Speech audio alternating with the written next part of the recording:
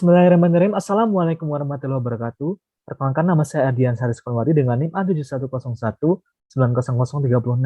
Nah, di sini saya akan menampilkan hasil UTS saya dari mata kuliah keamanan jaringan. Yang pertama, soal pertama, apa pentingnya sebuah teknologi keamanan yang diterapkan dalam sebuah perusahaan?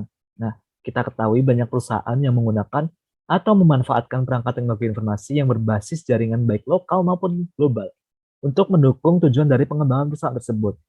Akan tetapi, kita sadari juga banyak perusahaan yang tidak menggunakan sistem keamanan jaringan, sistem keamanan teknologi informasi yang tidak memadai. Jadi, sebenarnya kita itu harus menjaga tiga prinsip utama, yaitu kerahasiaan, ketersediaan, dan integritas. Jika hal tersebut tidak dijaga dengan baik, maka akan rentan diretas. Nah, untuk risiko-risiko yang ada pada sebuah perusahaan yang tidak menggunakan sistem informasi atau sistem keamanan jaringan yang tidak memadai. Yang pertama ada pencurian data atau kebocoran data. Yang kedua ada modifikasi data yang tidak sah oleh pihak yang tidak berkaitan. Yang ketiga ada penggunaan yang tidak sah. Nah, untuk contoh-contoh serangannya atau contoh-contoh kegiatannya yaitu yang pertama ada intersepsi. Intersepsi sendiri adalah sebuah ancaman keamanan jaringan yang berkaitan dengan pihak yang tidak berhak untuk mengakses informasi, tapi dia berhasil mengakses informasi yang ada. Nah, yang kedua ada interupsi, yaitu merupakan sebuah ancaman di mana penyerang dapat mengakses akses informasi ke sistem, namun administrator tetap bisa login.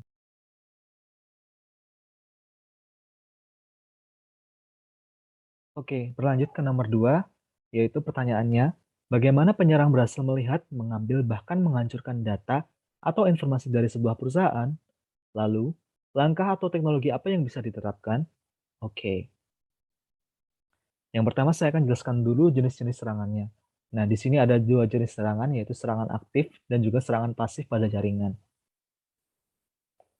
Nah, untuk serangan aktif ada DOS. DOS adalah Denial of Service. Nah, untuk yang kedua ada DDoS atau Distribute Denial of Service. Terus yang ketiga ada spoofing, yang keempat ada MITM atau Man in the Middle, dan yang kelima ada Scene Attack.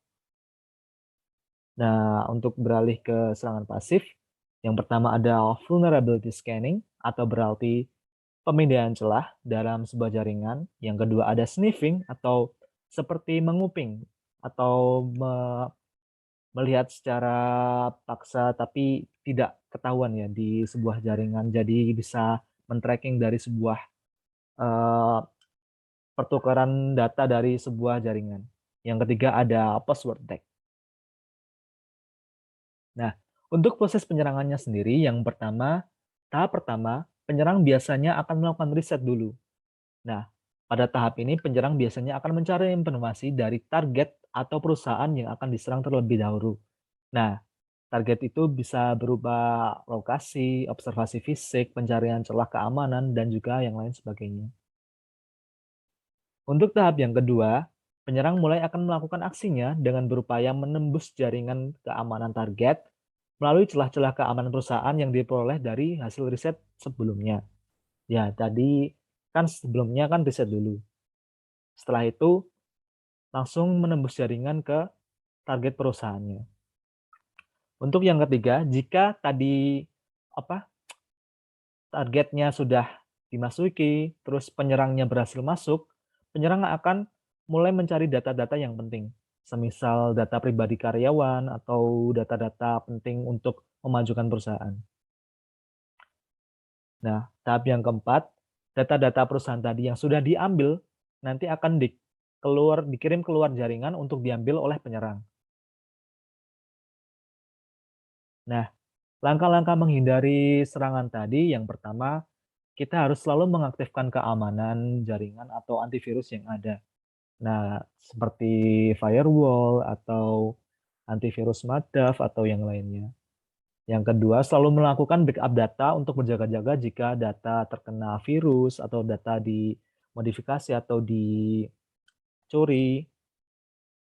Nah, untuk yang ketiga, selalu rutin mengecek data dan juga jaringan dengan melakukan pemindaian di seluruh jaringan. Nah, untuk contoh kasus nyatanya, kita bisa lihat di beberapa tahun silam seperti pembobolan data EKTP sekitar ratusan juta ya kemarin. Dan yang kedua ada pembobolan data BPJS. Dan yang ketiga yang paling trending kemarin pembobolan data akun Tokopedia yang dimana datanya akun di data akun dari Tokopedia tersebut diperjualbelikan di pasar gelap ya.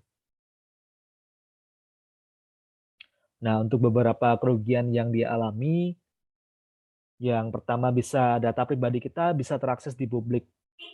Jadi seperti data-data seperti nomor induk atau data nomor pribadi atau tanggal lahir atau yang sebagainya itu bisa diakses di publik. Yang kedua, data yang sudah bocor bisa disalahgunakan.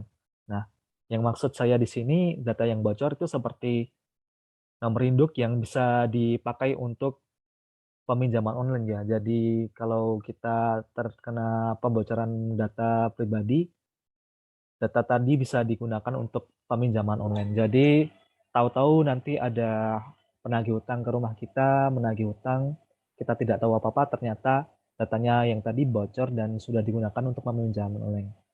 Yang ketiga, ada data penting dari sebuah perusahaan yang bisa bocor dan menurunkan target perusahaan yang menjadi bangkrut.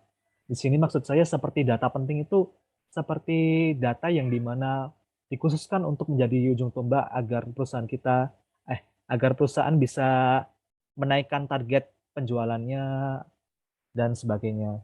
Nah, jika data tersebut terbocorkan, nanti bisa menjadi sebuah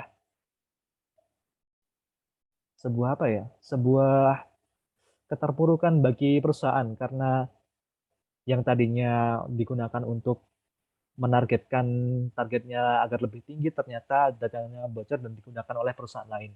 Nah, seperti itu. Nah, terima kasih. Wassalamualaikum warahmatullahi wabarakatuh.